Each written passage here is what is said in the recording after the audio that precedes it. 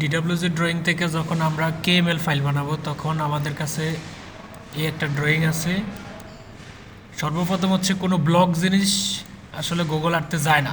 যেমন এই একটা জিনিস আছে, এটা হচ্ছে লেখাটা হচ্ছে ব্লক আকার, এটার আমরা সিলেক্ট করব, যাব হচ্ছে এক্সপ্রেস টুলসে।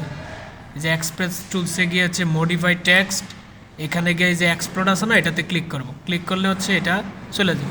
আর একই রকম যদি থাকে তাহলে হচ্ছে এই যে এটা ধইরা সিলেক্ট সিমিলার, এই যে সিলেক্ট সিমিলার করলে সবগুলো সিলেক্ট হয়ে যাবে। এক্সপ্লোর্ট করলে এক্সপোর্ট হয়ে যাবে। আচ্ছা, এখন আমরা যদি এটারে কোনো ব্লক থাকা যাবে না, যত যা কিছু আছে সব কিছু হচ্ছে ব্লক ছাড়া হতে হবে। এখন আমরা এটা গুগল আর্থে নেওয়ার জন্য একটা লিভস ওপেন করব, এপি এন্টার আপলোড, এই যে DWG two KML dot DWG এটা ওপেন করে এই যে লোড দিব, লোড দিয়ে হচ্ছে আমরা ক্লোজ করে দেব। এবার কমান্ড বারে লিখবো IRT, এই যে IRT লেখা এন্টার দিবে। এরকম একটা ডায়লগ বক্স হবে, জাস্ট কিছু করা লাগবে না, এখানে শুধু জোনটা সিলেক্ট করে দিবেন, ইউটিউব আপনার জোন কত, আর এখানে এক্সপোর্ট লেখাটা থাকতে হবে, আর এখানে নিচে হচ্ছে ওকে, ওকে একটা বাটন আছে, জাস্ট হচ্ছে আপনি ওকে দিবেন। ওকে দেওয়ার পরে আপনি এই পুরোটা ফাইল সিলেক্ট করে নেবেন।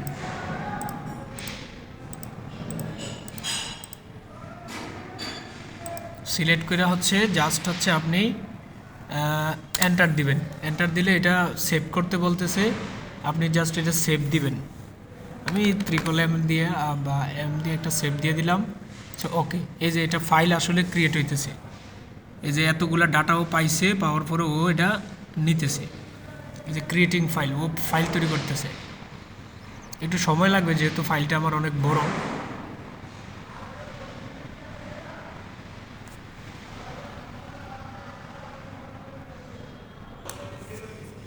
এখন হচ্ছে এটা আসার পরে তারপর হচ্ছে এরকম একটা ডায়লগ বক্স ওপেন হবে, এখানে আপনি ইয়েস বা নো, যদি ইয়েস দেন তাহলে হচ্ছে গুগল আর্থ এটা ওপেন হবে, আর নো দিলে এটা ওপেন হবে না। আরেকটা কথা হচ্ছে এখানে আপনি অ্যাকচুয়াল কোঅর্ডিনেটে কাজ করতে হবে, অর্থাৎ আর্টিকে জিপিএস দিয়া অ্যাকচুয়াল পজিশন কোঅর্ডিনেটে কাজ করতে হবে, তাইলে হচ্ছে ডাটাটা মিলবে গুগল আর্থের সাথে, নাহলে মিলবে না। এই যে তাহলে আমি ইয়েস দিয়ে দিলাম, এখন এটা অটোমেটিকলি আছে আপনার গুগল আর্থে ওপেন হবে।